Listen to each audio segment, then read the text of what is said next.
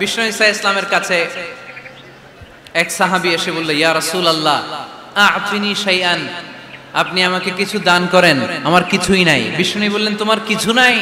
সাহাবী বললেন, ইয়া রাসূলুল্লাহ ঘরে আমার শুধু দুইটি জিনিস আছে। কয়টা? চিল্লায় বলেন কয়টা? এক হচ্ছে একটা জামা, দুই হচ্ছে পানি খাওয়ার একটা জগ। বিষ্ণু বললেন, এই দুইটাই নিয়ে আস। বিশ্বনবীর কথা শুনে ওই সাহাবী ঘর থেকে জামা নিয়ে আসলেন, পানি খাওয়ার জগ নিয়ে আসলেন।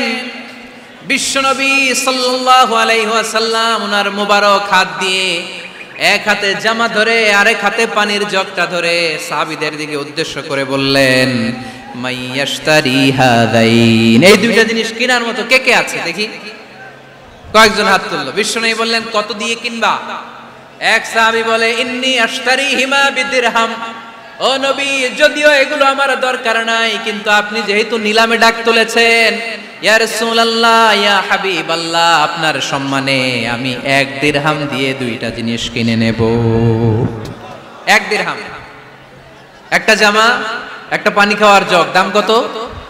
1 দিরহাম। বিশ্বনবী বললেন, না না, 1 দিরহাম তো অনেক কম হয়ে যায়, মাইয়াজিদু আলা যালিক, এর চেয়ে বেশি দামে কে কিনবা? আরেক সাহাবী হাত তুলে বলতে লাগলেন, ইয়া রাসূলুল্লাহ ইয়া হাবিবাল্লাহ ওয়া ইন্নী আশতারিহিমা বিদিরহামাইন, আমি এই জামাটার পানি খাওয়ার জগটা 1 দিরহাম নয় 2 দিরহামের বিনিময়ে কিনতে চাই। বিষ্ণু ঈসা ইসলাম ওই সাহাবাকে দিয়ে দিলেন। দিয়ে 2 দিরহাম নিয়ে যে লোকটা ভিক্ষা করতে এসেছিল তার হাতে 2 দিরহাম দিয়ে বললেন, যাও 1 দিরহাম দিয়ে ঘরে খাবার কিনে দিয়ে আসো, আরেক দিরহাম দিয়ে একটা কুঠার কিনে নিয়ে আসো। শুনতেছেন? কি কিনে নিয়ে আসো? কুঠার দিয়ে কি করে? গাছ কাটে। ওই সাহাবী কুঠার কিনে নিয়ে আসার পরে বিশ্বনবী নিজ হাতে কুঠারের মধ্যে একটা কাঠের হাতল লাগাই দিলেন। আল্লাহু আকবার! হাতল ছাড়া কুঠার ইউজ করা যাবে? বিশ্বনবী নিজ হাতে ওই কুঠারের ভেতরে একটা হাতল লাগাই দিলেন আর বললেন, লা উরিদু আন আরাকা 15 আইয়াম, এই কুঠার নিয়ে জঙ্গলে যাও, গায়ে অনেক শক্তি আছে, কাঠ কাটো, এই কাঠ কেটে বাজারে বিক্রি করো, সামনের 15 দিন যেন আমি আমার চোখের সামনে তোমার না দেখি। বিশ্বনবীর পরামর্শ অনুযায়ী কুঠার নিয়ে ওই সাহাবী জঙ্গলে চলে গেলেন। কাঠ কেটে বাজারে বিক্রি করতে করতে 15 দিন পরে 10 দিরহাম নিয়ে বিশ্বনবীর দরবারে হাজির হয়ে গেলেন। 10 দিরহাম নিয়ে বিশ্বনবীর কাছে হাজির হয়ে গেলেন। সাহাবী এসে বলল, ইয়া রাসূলুল্লাহ এখন আর আমার ভিক্ষা করা লাগে না, আমার গায়ে অনেক শক্তি আল্লাহ দিয়েছে, আই এম ভেরি এনার্জেটিক, আপনার দেয়া বরকতের কুঠার দিয়ে আমি কাঠ কেটে কেটে স্বাবলম্বী হতে শুরু করেছি। সুবহানাল্লাহ পড়েন। আমি এখন 10 দিরহামের মালিক। বিশ্বনবী বললেন, লা আইয়াহতাতিবা আহাদুকুম হুজমাতান আলা যাহরিহি খায়রুম মিন আইয়াসআলা শাইআন ফায়ু'তিয়াহু আও ইয়ামনাহু, যাদের গায়ে শক্তি আছে তারা ভিক্ষা না করে কাঠ কেটে পিঠে সেই বোঝা নিয়ে বাজারে বিক্রি করা অনেক ভালো, কারণ কারো কাছে যদি তুমি হাত পাতো সে দিতেও পারে নাও দিতে পারে, আর কষ্ট করলে কষ্ট কোনোদিন বৃথা যায় না। চিল্লায় বলেন ঠিক কিনা? বিষ্ণু ঈসা ইসলামের অনুপ্রেরণায় এই সাহাবা অল্প কিছুদিনের ব্যবধানে স্বাবলম্বী হয়ে গেলেন। What is the moral of the story? বিশ্বনবীর এই প্রফেটিক স্টোরি থেকে আমাদের কি শিক্ষা?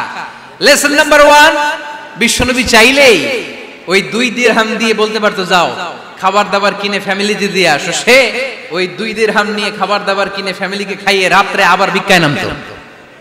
কথা কন, রাত্রে কি করতো? ভিক্ষায় নামতো। বিষ্ণু ঈসা ইসলাম তাকে কাজ করে খাওয়ার জন্য উৎসাহ দিলেন। পাশাপাশি বিষ্ণু ঈসা ইসলাম পার্মানেন্ট সলিউশন দিলেন।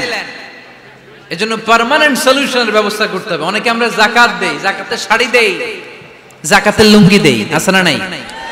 লক্ষ্মীপুরে এরকম দেয় নাকি? কি দেয়? হ্যাঁ, গাড়ি, গাড়ি দেয়, শাড়ি না। যাকাতের শাড়ি, যাকাতের লুঙ্গি বলতে কোনো কথা ইসলামে নাই। এগুলো খুব কম দামি শাড়ি, যাদেরকে এগুলো দেয়া হয় তাদেরকে অপমান করা হয়, ঠিক কিনা? আল্লাহ বলেছেন, ওয়ালাকাদ কাররামনা বানি আদম, I have dignified the status of the sons of Adam, আমি আদমের সব সন্তানদেরকে সম্মানিত করেছি। সুবহানাল্লাহ পড়েন। আপনাদের চেয়ে সম্মানিত কেউ আছে? মানুষের চেয়ে সম্মানিত গোটা বিশ্বে আর কোনো মাখলুকাত আছে নাই। এজন্য যাকাতের শাড়ি দেয়া যাবে না, যাকাতের লুঙ্গি দেয়া যাবে না। যাকাতের শাড়ি আপনারা দেখছেন, এটারে একবার ধোয়ার পরে দ্বিতীয়বার পরা যায় না। মশারি কি পাতলা, এর চেয়েও পাতলা। এই জন্য যাকাতের শাড়ি, যাকাতের লুঙ্গি বলতে ইসলামে কোনো পরিভাষা নাই। আপনাকে স্বাবলম্বী করে দেওয়ার চেষ্টা করতে হবে। যারা লক্ষ্মীপুর জেলায় বিজনেস ম্যাগনেট আছেন, তারা একসাথে হয়ে একটা স্ট্রং যাকাত ম্যানেজমেন্ট প্ল্যাটফর্ম করতে পারেন, যেখান থেকে আপনারা বিভিন্ন থানায়, বিভিন্ন গ্রামে বাছাই করে করে কিছু ভাইদেরকে যাকাত দিতে পারেন স্বাবলম্বী করার উদ্দেশ্যে। যেই ফ্যামিলিকে আছে, কি নাম এটা, পল্লী উন্নয়ন ক্লাব, মাশাআল্লাহ, যাকাত ফান্ড দিয়ে বিদেশে লোক পাঠায়। এর চেয়ে সুন্দর পদ্ধতিতে যাকাত বিতরণ আর হতে পারে? যেই লোকটাকে, যেই ছেলেটাকে বিদেশে পাঠানো হয়েছে, ওই ফ্যামিলিটা আর কোনোদিন যাকাতের শাড়ি নেওয়ার জন্য লাইনে দাঁড়াবে?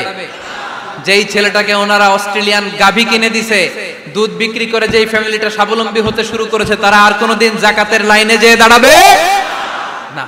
এজন্য যাকাত দিতে হবে স্বাবলম্বী করার জন্য। ইসলাম আমাদেরকে এটাই শিখিয়েছে, কাজ করে খেতে হবে। কাজে লজ্জা নেই, লজ্জা হচ্ছে অলসতায়। লজ্জা কিসে? আজকের আলোচনা থেকে এটা মুখস্থ করে নিতে হবে, কাজে লজ্জা নেই। লক্ষ্মীপুরের ইয়াংস্টারেরা শ্রমে লজ্জা নেই, পরিশ্রমে লজ্জা নেই, লজ্জা অলসতায়। লজ্জা কিসে? আরো জোরে। নবীরা কি এমনি এমনি বসে বসে খাইছে? কঠিন পরিস্থিতিতেও নবীরা পরিশ্রম করে উপার্জন করা লেগেছে, ঠিক কিনা? সাইয়েদনা মারিয়াম আলাইহিস সালাম, যার নামে আল্লাহ তাআলা কোরআনে একটা সূরা দিলেন, উনি পৃথিবীতে এমন একজন মহিয়সী নারী, যেই নারীর গর্ভে, যেই নারীর পেটের ভেতরে স্বামীর স্পর্শ ছাড়া সন্তান দিয়েছে কে? সাইয়েদনা ঈসা আলাইহিস সালাম পেটে আসলেন। মারিয়াম আলাইহিস সালাম লজ্জা পেলেন।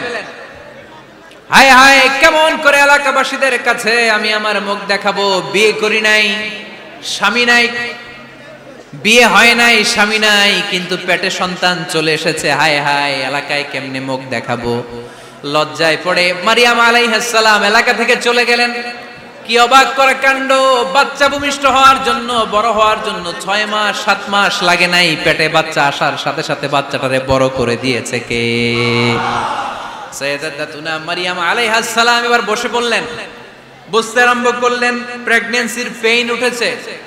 হঠাৎ করে পেট থেকে বাচ্চা ভূমিষ্ঠ হয়ে যাওয়ার পরে উনি কাঁপতে আরম্ভ করলেন। ক্ষুধার চোটে খাবার কিছু নাই, সামনে ঝর্ণা, উপরে একটা খেজুর গাছ। সাইয়েদনা ঈসা আলাইহিস সালামকে কোলে নিয়ে মারিয়াম আলাইহিস সালাম মনে মনে ভাবে, হায় রে, কেউ যদি একটু খেজুর পেড়ে দিত, এই ক্ষুধার মুহূর্তে আমি খেজুর খেয়ে পেটের ক্ষুধা নিবারণ করতাম।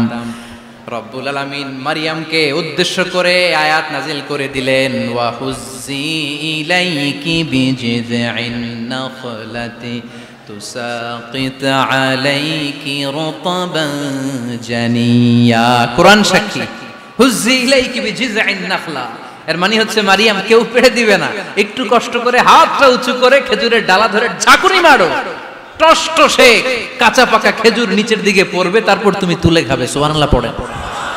আল্লাহ চাইলে অটোমেটিক্যালি কারামাত হিসেবে খেজুরগুলো নিচে ফেলতে পারতেন না? কথা কোন? খেজুরগুলো অটোমেটিক্যালি নিচের দিকে পড়ছে? পড়ে নাই। আল্লাহ শিক্ষা দিয়েছে, যেই পরিস্থিতিতে থাকো না কেন, তোমাকে শ্রম ব্যয় করে, কষ্ট করে তোমার উপার্জন করতে হবে, রিজিকের বন্দোবস্ত করতে হবে। চিল্লায় বলেন ঠিক কিনা?